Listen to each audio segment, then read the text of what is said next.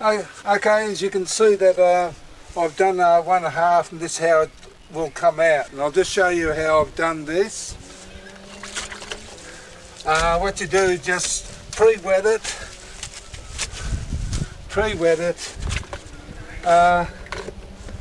Get my Safe Restore mix, just squirt it on, give it a good scrub. I'll just go along here, just squirt it along, give it a good scrub. As you can see, the sun's on it, but you have to work quick.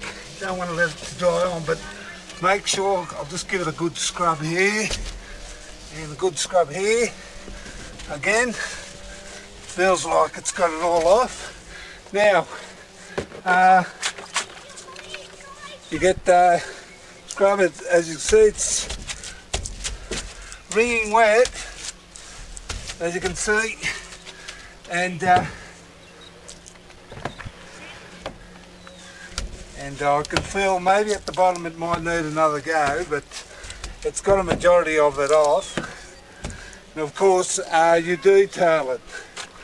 And as you can see, it's got a majority. I have to do this over again, but this is in real time, and that's how I normally get them done.